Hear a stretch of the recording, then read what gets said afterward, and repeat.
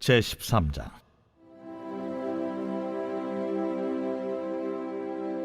여호수아가 나이가 많아 늙음에 여호와께서 그에게 이르시되, 너는 나이가 많아 늙었고 얻을 땅이 매우 많이 남아있도다.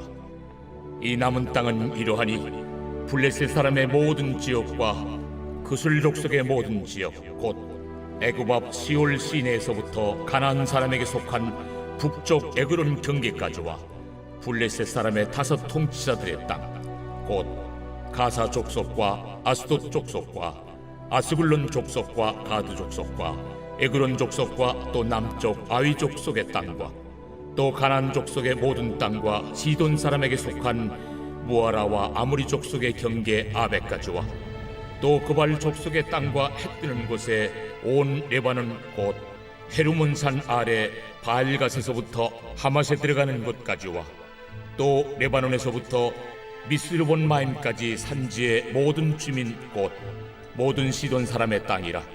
내가 그들을 이스라엘 자손 앞에서 쫓아내리니 너는 내가 명령한 대로 그 땅을 이스라엘에게 분배하여 기업이 되게 하되, 너는 이 땅을 9 지파와 므낫세 반 지파에게 나누어 기업이 되게 하라 하셨더라.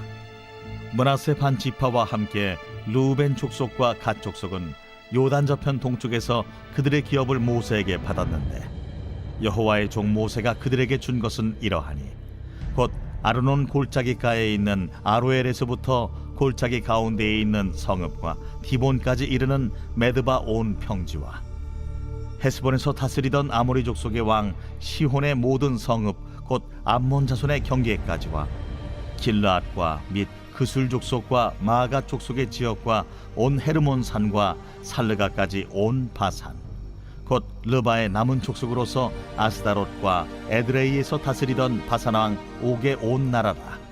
모세가 이 땅의 사람들을 쳐서 쫓아냈어도 그술 족속과 마가 족속은 이스라엘 자손이 쫓아내지 아니하였으므로 그술과 마갓이 오늘까지 이스라엘 가운데에서 거주하니라. 오직 레위 지파에게는 여호수아가 기업으로 준 것이 없었으니, 이는 그에게 말씀하신 것과 같이 이스라엘의 하나님 여호와께 드리는 화제물이 그들의 기업이 되었음이더라. 모세가 르우벤 자손의 지파에게 그들의 가족을 따라서 기업을 주었으니, 그들의 지역은 아르논 골짜기 가에 있는 아로엘에서부터 골짜기 가운데에 있는 성읍과 메드바 곁에 있는 온 평지와 헤스본과 그 평지에 있는 모든 성읍 곧 디본과 바못 바알과 벳 바알 무온과 야하스와 그데못과 메바앗과 기랴다임과 심마와 골짜기의 언덕에 있는 세렛 사할과 벳부올과 비스가 산기슭과 벳여시못과 평지 모든 성읍과 헤스본에서 다스리던 아모리 족속의 왕 시온의 온 나라라. 모세가 시온을 그 땅에 거주하는 시온의 군주들 곧 미디안의 귀족 에위와 레김과 술과 훌과 레바와 함께 죽였으며, 이스라엘 자손이 그들을 살육하는 중에 부올의 아들 점술과 발람도 칼날로 죽였더라. 르우벤 자손의 서쪽 경계는 요단과 그 강가라. 이상은 르우벤 자손의 기업으로 그 가족대로 받은 성읍들과 주변 마을들이니라. 모세가 갓 지파 곧 갓 자손에게도 그들의 가족을 따라서 기업을 주었으니, 그들의 지역은 야셀과 길르앗 모든 성읍과 암몬 자손의 땅 절반 곧 라빠 앞에 아로엘까지와 헤스본에서 라맛 미스베와 부도님까지와 마하나임에서 드빌 지역까지와 골짜기에 있는 벳하람과 벳니무라와 숲곳과 사본 곧 헤스본 왕 시온의 나라의 남은 땅 요단과 그 강가에서부터 요단 동쪽 긴네렛 바다의 끝까지라. 이는 갓 자손의 기업으로 그들의 가족대로 받은 성읍들과 주변 마을들이니라. 모세가 므낫세 반 지파에게 기업을 주었을 때 므낫세 자손의 반 지파에게 그들의 가족대로 주었으니, 그 지역은 마하나임에서부터 온 바산 곧 바산 왕 옥의 온 나라와 바산에 있는 야일의 모든 고을 60 성읍과 길르앗 절반과 바산 왕 옥의 나라 성읍 아스다롯과 에드레이라. 이는 므낫세의 아들 마길의 자손에게 돌린 것이니, 곧 마길 자손의 절반이 그들의 가족대로 받으니라. 요단 동쪽 여리고 맞은편 모압 평지에서 모세가 분배한 기업이 이러하여도 오직 레위 지파에게는 모세가 기업을 주지 아니하였으니 이는 그들에게 말씀하신 것과 같이 이스라엘의 하나님 여호와께서 그들의 기업이 되심이었더라.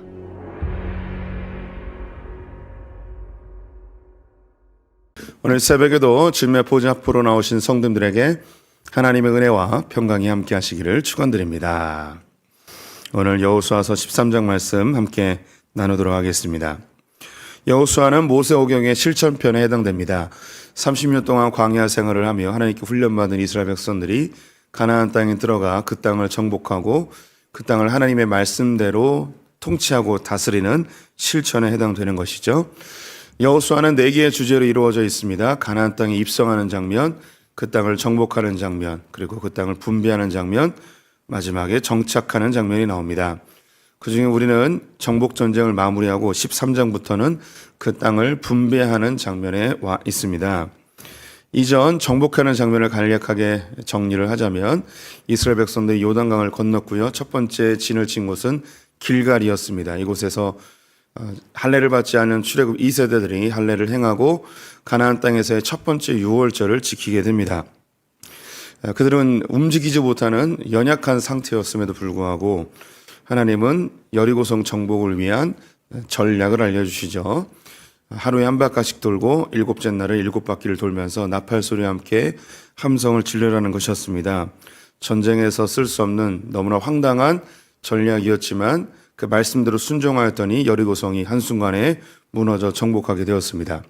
가나안 땅 정복 전쟁은 하나님께서 행하신다는 것이고 마치 한 해의 수확의 첫 번째 수확을 주님께 드리는 것처럼 여리고성은 가나안 땅 전체를 대표한 하나님께 바쳐진 성읍이 됩니다. 그래서 이 여리고성에는 다시는 사람이 살 수 있는 성읍으로 조성되지 못하고 만약에 성읍을 세우면 하나님께 저주를 받는다고 합니다. 그래서 지금까지 여리고성의 옛 성터에는 그 어떤 사람도 살지 못하고 있습니다. 두 번째 전쟁은 아이성 전쟁이었죠. 가장 작은 성읍 중에 하나였지만 실패하게 되었습니다. 이것은 하나님의 명령대로 순종하지 않은 아간의 범죄 때문이었는데요. 이것은 가나안 땅 정복을 보여주는 대표적인 두 가지의 사건입니다. 아무리 견고한 성읍일지라도 하나님의 말씀대로 순종하고 따르면 정복하게 되지만 아무리 작은 문제라도 하나님의 말씀대로 살지 않으면 패배하게 된다는 것이죠. 이런 실제적인 경험을 한 이스라엘 백성들은 그리심산과 에발산에서 하나님의 언약 말씀 앞에 아멘으로 화답하게 됩니다. 기브온 족속이 찾아와 조약을 맺게 되지요. 이 기브온 족속 때문에 이 아도니세덱이라는 사람을 중심으로 한 5개 연합군이 기브온 족속을 공격하여 그들을 없애려고 합니다.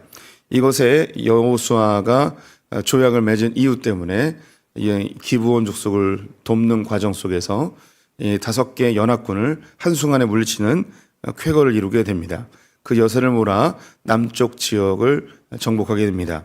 남쪽 지역이 점령되었다는 이야기를 듣고 하솔랑 야빈을 중심으로 한 북쪽의 연합군이 모여서 이스라엘을 대적하려 하였습니다. 한밤중에 기습작전을 하여서 그들 역시 한순간에 진멸하게 되죠. 이것에 여세를 몰아 가나안 북쪽 지역을 정복하게 됩니다. 이 기간이 얼마 정도 지났는지는 알 수 없습니다. 그런데 대략 추측할 수 있는 것은 한 5년에서 7년 정도가 걸리지 않았을까 싶습니다. 성경에서는 이 기간을 알려주지 않고 오랜 세월 동안 정복했다라고 되어 있습니다. 그 이후에 시간이 또 지나게 되는데요. 오늘 13장 1절 말씀을 보시게 되면 여호수아가 나이가 많아 늙음에 여호와께서 그에게 이르시되 너는 나이 많아 늙었고 얻을 땅이 매우 많이 남아있도다 라고 되어 있습니다. 여호수아가 가나안 땅에 들어갈 때의 나이가 이제 80입니다. 그리고 그가 죽은 게 110세입니다. 그러니 그 가나안 땅에서 그가 지냈던 세월이 약 30년쯤 되는 거죠. 그래서 이 나이가 많아 더 이상 전쟁할 수 없는 그때가 언제인가 정확한 나이를 언급해 주고 있지는 않습니다. 그런데 이것을 이제 학자들이 대략 한 25년 정도의 정복 전쟁을 마친 후라고 생각을 하고 있습니다. 정확한 숫자는 알 수 없고요. 그래서 여호수아가 가나안 땅에 들어가서 주요 성읍을 정복하는데 5년에서 7년 정도가 걸린 듯 하고요. 그리고 나머지 잔당들을 몰아내고 나머지 정복 전쟁을 하는데 앞에 있는 5년을 합해서 한 25년. 그래서 이 여호수아가 110세에 죽었으니 죽기 전에 한 3년에서 5년 정도는 전쟁을 하지 못하고 그 사이에 이 분배 작업들을 하였을 것이라고 예상됩니다. 그러니 이 13장에 있는 내용은 들어가서 얼마 지나지 않아서가 아니고 이제 죽을 때가 거의 다 돼서, 죽을 때가 거의 다 돼서라는 이야기는 뭐냐면 이때까지 땅 분배가 아직 이루어지지 않은 거예요. 이제 뒤에 언급되겠지만 사람들이 머뭇거리고 있습니다. 땅 분배를 해야 되는데 어느 땅을 차지할지 스스로 결정하지 못하고 머뭇거리고 있어요. 그래서 하나님이 여호수아에게 명령하십니다. 너희들 이제 땅 분배를 좀 해서 나눠서 이제 남은 전쟁을 좀 해야 되지 않겠니? 라고 하나님이 이렇게 권면하시죠. 이때에 제일 먼저 앞서서 이야기한 사람이 누구냐면 바로 유다 지파의 갈렙입니다. 그때 유명한 말이 이 산지를 내게 주소서. 그 어떤 지파도 먼저 나서서 이 땅을 우리에게 주십시오라고 말하지 못할 때에 이제 갈렙이 이 산지를 내게 주소서라고 먼저 얘기합니다. 이것은 이후에 더 설명을 해드리도록 하겠습니다. 여호수아가 죽을 때가 거의 다 됐는데 아직 정복하지 못한 땅들이 많이 남아 있다고 이야기합니다. 블레셋 지역에 있는 땅들을 하나도 정복하지 못하였고요. 그술족 속의 땅들도 정복하지 못했다고 합니다. 이 블레셋 땅은 머릿속에 좀 그려지실 거예요. 지금 이스라엘이 전쟁하고 있는 그 팔레스타인 해변 지역 가자 지구 이쪽이 다 블레셋 땅입니다. 블레셋 사람들이 갑자기 등장했는데요. 아브라함 때에도 이 블레셋 사람들이 없었어요. 그런데 이 모세가 가나안 땅에 들어갈 때 이때 이제 블레셋 사람들이 존재하고 있음을 알려주고 있죠. 그 사이에 그레데라는 그 그리스 연안에 있는 섬에서 화산 폭발이 있었다는 기록이 있어요. 그래서 그 그레데 사람들이 이 화산을 피해서 지중해 연안의 많은 지역들로 퍼지게 되었는데 그 중에 이 블레셋 지금 이제 가자 지구에 사람들이 정착하여 살아가게 되었다라고 추측하는 것이 가장 지지를 얻는 설명입니다. 이 블레셋 사람들은 그레데 지방에서부터 철기를 가지고 있어서 쉽게 정복할 수 없는 싸움의 대상으로 삼기에는 너무 강했습니다. 그래서 오랜 세월 동안 이 블레셋 땅을 정복하지 못하고 있었죠. 다윗 때에도 정복하지 못하였고요. 솔로몬 때에 이르러서 정복할 수 있게 되었습니다. 그리고 이제 그술 족속이 나오는데요. 그술 족속은 압살롬이 아버지에게 너무 화가 났고 그리고 자기의 여동생을 욕보인 암논을 죽였다가 도망을 가는데 어디로 도망가냐면 자기 외할아버지 집으로 도망갑니다. 그 외할아버지가 바로 그술 왕이었어요. 그술은 지금의 시리아, 예전엔 수리아 지역이라고 하죠. 또 이제 암몬이 갑자기 생각이 안 나. 아람이 지금의 이제 시리아, 수리아 지역입니다. 이쪽에 이제 그술 왕이 있었습니다. 그리고 또 그 뒤에 이제 아위 족속이 있는데 아위 족속은 블레셋 땅에 살고 있었던 이제 원주민이라고 합니다. 그발 족속은 레바논 밑에 있는 지역입니다. 그러니 지금 설명하는 것이 거의 대부분이 끝지방에 있는 거죠. 이제 블레셋이라는 해변 지역의 끝지방. 그리고 그술은 저 위쪽에 이 시리아 근방에 있고 아위 족속은 블레셋 더 밑에 있고 그발은 레바논 가장 또 그 왼쪽 지중해에 있는 북쪽에 있는 지역 변방에 있는 지역들은 아직 정복을 못하고 있습니다. 이렇게 아직 땅이 남아 있는데요. 그런데 6절 7절 보시면 6절 하반부부터 제가 읽겠습니다. 내가 그들을 이스라엘 자손 앞에서 쫓아내리니 너는 내가 명령한 대로 그 땅을 이스라엘에게 분배하여 기업이 되게 하되 너는 이 땅을 9지파와 므낫세 반 지파에게 나누어 기업이 되게 하라 하셨더라. 하나님이 여호수아에게 아직 정복하지 못한 땅들이 있지만 정복하지 못한 땅들을 포함해서 이스라엘 백성들에게 기업으로 나눠줘라 라고 명령하십니다. 우리 성도님들이 지금 우리가 뭐 전쟁하고 정복하고 그런 시대는 아니죠. 그런데 만약에 뭐 우리 성도님들께서 뭐 사업을 한다던가 혹은 어디로 이사해서 살아가게 된다던가 뭐 이럴 때에 선택할 수 있는 지역, 내가 이 지역에 새로운 사업을 해보고 싶다. 내가 이곳에 가서 이사해서 살고 싶다. 뭐 이런 생각을 한다면 우리의 선택지는 가장 입지가 좋은 곳이 될 것입니다. 그리고 가장 내게 이득이 될 만한 곳 혹은 뭔가 미래와 그리고 장래가 보장될 곳, 그런 뭔가 투자 가치가 있는 곳, 이런 곳을 선택을 하겠죠. 이것을 좀 확장해서 고대 정복 전쟁을 한다면 어디를 정복하겠습니까? 네, 주요 성읍들을 정복하겠죠. 그리고 농사짓기 좋은 곳이나 혹은 상업의 요충지나 혹은 해변가에 있는 항구 도시나 이런 주요한 곳을 정복하게 될 것입니다. 그리고 그 땅을 우리의 땅이라고 하겠죠. 그리고 쓸모없는 땅들은 뭐 정복할 필요도 없고 그냥 놔두겠죠. 그런데 하나님께서 이스라엘 백성들에게 땅을 나눠주는데 좋은 땅, 필요한 땅, 유익한 땅 이런 거 말고요. 이런 거 말고 아직 적들이 남아있는, 아직 전쟁을 해야 되는 그 땅을 포함해서 나눠주래요. 그 땅에는 철기를 가지고 있는 블레셋이 남아 있습니다. 또 너무 멀어서 중심지 예루살렘과 너무 멀어서 사람들이 별로 가고 싶지도 않은 저 그술, 저 레바논 밑에, 그리고 저 밑에 있는 블레셋 밑에 있는 땅, 뭐 이런 곳까지도 다 포함해서 나눠주래요. 우리가 생각하는 정복지, 우리가 생각하는 좋은 땅, 우리에게 이익이 되는 곳이죠. 그런데 하나님은 땅을 나눠주는 데 있어서 너희의 이익이나 너희의 필요나 너희의 욕구대로 땅을 나누는 것이 아니고 내가 너희에게 주기로 약속한 그 땅을 다 정복하고 다 너희의 소유로 삼아라 라고 명령하십니다. 즉 이스라엘 백성들이 땅을 얻는 것은 자기의 필요나 자기의 욕구가 아니고 하나님의 명령대로 땅을 얻는 거예요. 하나님의 명령에 따라서 그들은 정복하고 그 땅을 다스리고 그 땅에서 정착하여 살아가야 되는 거죠. 하나님이 이스라엘 백성들을 이렇게 다루시는데 이것은 동일하게 우리 크리스찬들에게도 하나님이 대하시는 동일한 태도입니다.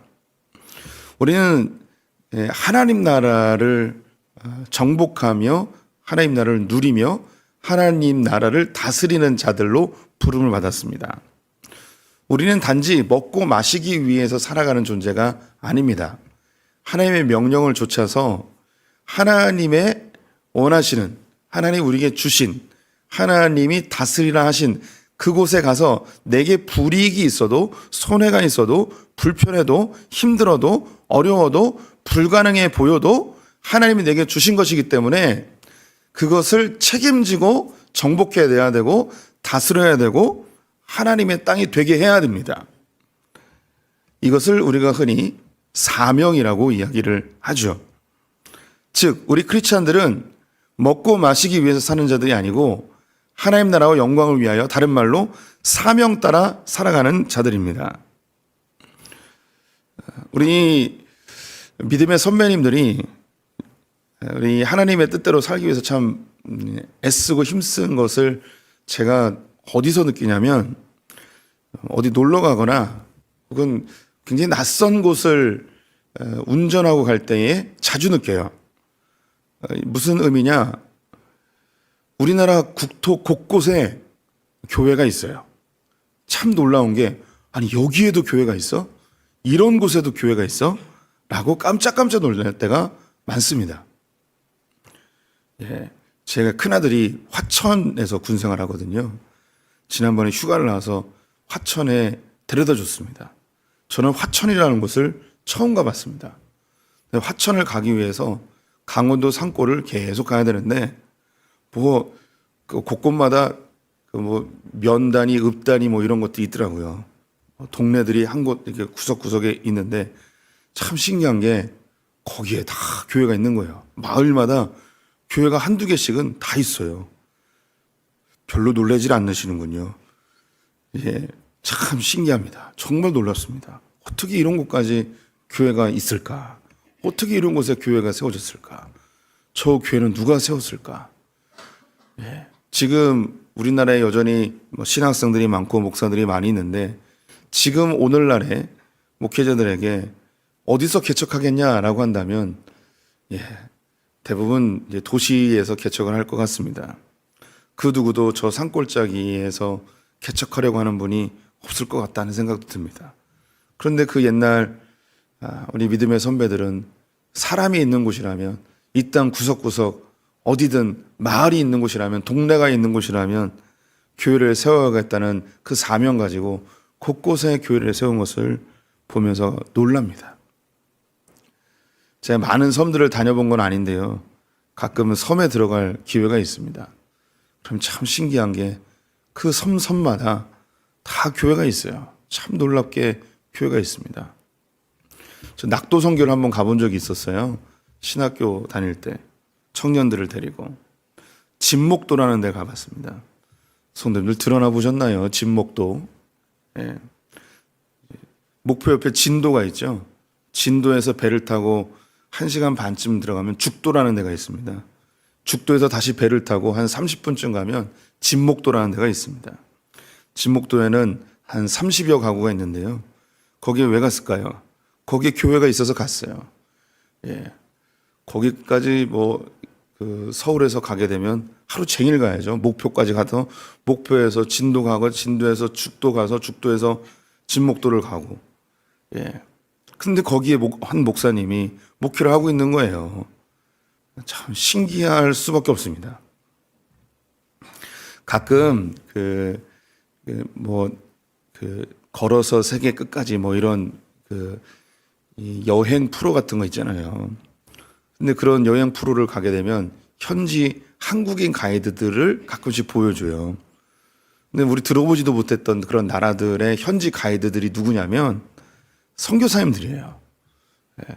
그리고 우리나라에 대사관이 없는, 영사들이 없는, 대사관 직원이 없는 곳에도 누구리 있냐면 선교사님들이 있어요. 세계 곳곳에 안 들어가 있는 곳이 없어요. 뭐 목사이다 보니까 선교지를 많이 다녀보죠. 그러면 여기에도 한국의 선교사님 있고 저기에도 한국의 선교사님 있고 참 신기할 따름입니다. 우리나라에 오셨던 선교사님 중에 총신대학교에서 가르치셨던 교수 선교사님 중에 간합의 선교사님이라고 계세요. 이 간합의 선교사님은 교수를 하시면서 선교 사역을 하셨는데 어디에서 선교 사역을 하셨냐면 놀랍게도 미아리 사창가에서 선교 사역을 하셨습니다. 그래서 이 매춘부들을 변화시키기 위한 사역들을 하셨어요. 그분이 이제 사역을 마치고 웨스트민스터 신학교로 돌아가셔서 나중에 계속해서 이제 교수 사역을 하셨는데 왜 이 사창가에서 선교를 하셨는가? 이유는 너무나 간단했습니다. 아무도 안 해서. 아무도 안 해서. 근데 그 마음속에 이제 부담감이 있는 거죠. 그들도 하나님의 영혼이라는 거죠. 우리 성도님들도 그런 오지나 낙도나 그런 사람들이 전혀 손길을 내밀지 않는 지역에서 하나님의 복음을 전하는 이런 일을 하지 않으셔도 성도님들도 오늘 본문에 나와 있는 여호수아에게 명령하셨던 그 하나님의 말씀을 실천하고 계세요. 이런저런 모양으로. 우리는 관계 속에 하나님 나라가 있다는 걸 알고 있잖아요. 그래서 우리는 그 세상에서도 자기에게 이익이 되는 사람을 만나고요. 자기가 좋은 사람 만나고요. 자기가 원하는 사람과 가까이 지내지 나랑 불편하고 싫은 사람과 같이 안 있습니다. 그런데 이 교회라는 공동체는요. 내가 싫어도 얼굴을 봐야 되고요. 내 마음을 아프게 했어도 아름답게 대해야 되는 하나님 나라를 이루어야 된다는 부담감이 우리 안에 있어요. 우리에게 주어진 그 관계의 하나님 나라, 이걸 포기하지 못하고 여전히 품고 있는 거죠. 또한 가족의 관계 속에서도 내 자녀, 버려도 10번은 버려버렸을 그 자녀를 여전히 품고 기도합니다. 하나님이 바꿔주시길 바라는 마음으로 여전히 품고 있죠. 여기가 정복되지 않은 블레셋 지역이에요. 여기가 아직 차지하지 못한 그솔 땅인 거죠. 사람들은 다 얘기해요. 그 정도면 버리라고. 왜 그렇게 상처받으면서 여전히 관계를 맺냐고. 그래도 관계를 맺을 수밖에 없는 거예요. 하나님이 부담 주시는 거거든요. 내 좋은 대로, 내 편한 대로 사는 게 아니고요. 하나님이 주신 사명 따라 살기 때문에 크리스찬들은 다른 거예요. 이제 저는 소풍교회 늘 있고 싶었던 사람이었을까요? 예. 우리 성도님들 이런 얘기를 할 줄은 몰랐네요. 제 서랍엔 사직서가 있어요, 지금도. 예. 사직서를 내고 싶은 때가 얼마나 많았는지. 예. 요즘은 안 내요. 예, 이제는 나가라 그러도 안 나가요. 똥칠할 때까지 있을 거예요. 그런데 이제 옛날에 써놨던 사직서가 서랍에 아직도 있어요. 버리지 않은 이유는 그냥 기념으로 갖고 있어요. 내려고 하는 게 아니고. 예. 그래도 있어요. 예. 저뿐만이겠습니까? 많은 목회자들이 상처를 받고 모욕을 당하고 아픔을 당해도 그냥 그 교회를 지키고 있는 목회자들도 있습니다. 왜냐, 먹고 살기 위해서 아니죠. 예. 하나님 나라 위해서. 그래도 주님이 내게 주신 그 땅이기 때문에. 하나님은요, 이스라엘 백성들에게 너희가 정복한 좋은 땅, 여기만 살고 또 다른 지역에 있는 좋은 땅들 정복하고 이렇게 살라고 하지 않으셨어요. 너희들에게 주어진 그 땅을 정복하라고. 하나님이 정해주신 경계선 밖으로 나가지도 않고요. 그 안에 남아있는 아직 정복되지 않은 그 땅을 정복하라고 우리에게 이야기합니다. 우리 크리스찬들은요, 내가 좋은, 내게 필요한 그것 따라 사는 자들이 아니고요. 우리에게 주어진 것을 하나님의 뜻대로 다스리고 정복하며 살아가는 자들입니다. 그래서 우리 크리스찬들은 삶의 태도가 달라요. 이렇게 구체적으로 설명을 드리긴 했지만 우리 성도님들은 교회 안에 머물고 주님 바라보면 주님이 우리에게 그런 마음을 주셔서 그냥 그렇게 저절로 살아가게 돼요. 조금씩 차이는 있지만 대부분 크리스찬들이 자기의 뜻대로 살지 않고 어떻게 하면 주님 뜻대로 살까 분투하며 살아갑니다. 다 멋진 분들이에요. 소풍교회 나가고 싶은 때가 얼마나 많으셨습니까? 그런데 여전히 남아 계시잖아요. 고개를 숙이는 5분 제가 기억하고 있어요. 예. 그래도 참고 견디는 거죠. 예. 갈 데 없어서가 아니라 주님이 머물러 하시니까. 우리 크리스찬들은 사는 게 달라요. 참 멋지죠. 조금씩 다르지만 참 멋지게들 살고 계십니다. 우리 먹고 살기 위해 사는 자들이 아니라 사명 따라 사는 분들 되시기를 주님의 이름으로 축원드립니다.